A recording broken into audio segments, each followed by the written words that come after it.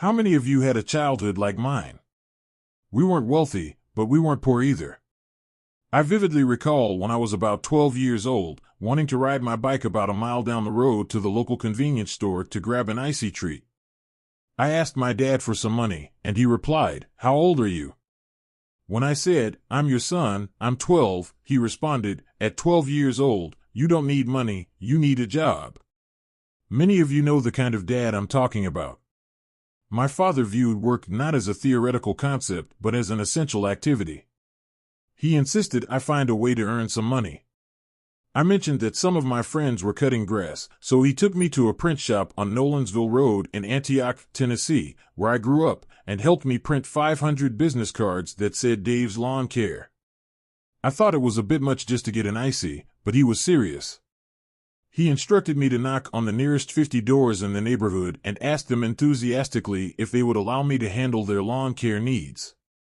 "Don't just ask, you don't want me to cut your grass, do you?" he said. This was my first lesson in marketing. Through junior achievement, I learned to achieve real results. So, I knocked on those doors, and to my surprise, I landed 27 yards to cut. At just 12 years old, I was managing a small business. My dad made me keep a profit and loss statement, teaching me the difference between gross and net income. That early lesson instilled in me the value of hard work, and I'm grateful to my father for imparting that wisdom. Fast forward to high school graduation at 18, and just 3 weeks later, I passed my real estate license exam. I jumped into college and completed my degree in 4 years. After all, when you're paying for it, you don't waste time. During college, I met my wonderful wife, Sharon. We married right after graduation and started our lives together broke. How many of you remember those early struggles? We had love, but not much else. Our furniture consisted of a card table, and she was driving a 1970s Pinto. Despite these challenges, I tapped into my real estate roots, started buying and selling properties, and by age 26, I had amassed about $4 million in real estate, with a net worth exceeding $1 million. In my best year, I earned a cash income of $250,000. That's about $20,000 a month. In my neighborhood, that was considered wealthy. But life took an unexpected turn. Our bank, to whom we owed $1.2 million, was sold to another bank. They decided to limit their relationship with a 26-year-old who owed them a significant amount, and suddenly, they called our loans. To add to my troubles, another bank called an $800,000 loan, leaving us with $2 million due. We spent the next 2.5 years losing everything we had. We faced foreclosure and numerous lawsuits, becoming well acquainted with the sheriff's department as we dealt with legal papers. My wife and I were left feeling defeated, with a newborn and a toddler to care for. At 28, I stood in the shower, the hot water pouring over me as I cried in despair. I felt utterly alone and ashamed, too embarrassed to confide in anyone. Despite having a finance degree and numerous licenses, I made foolish financial decisions that cost me dearly.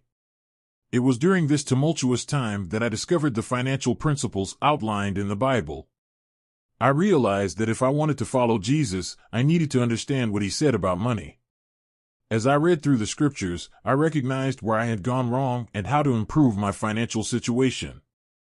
I began to see these teachings as a love letter from my Father in heaven, guiding me in both my marriage and finances. It worked. When I began to align my financial strategies with these biblical principles, I found hope and direction again. I learned that there are approximately 2,500 scriptures dealing with money and possessions, which gave me a new perspective on financial management.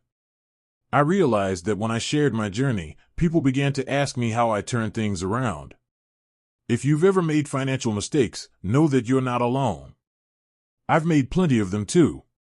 But I've learned a lot since then and have minimized my mistakes thanks to these simple yet profound principles. Now, if you're serious about improving your financial future, I can summarize the key concepts into 5 actionable steps that will lead to prosperity over time, assuming no catastrophic life events derail your efforts. 1. Create a budget. You must have a written budget before the month begins. Every dollar should have a purpose. If you're married, agree on this budget together.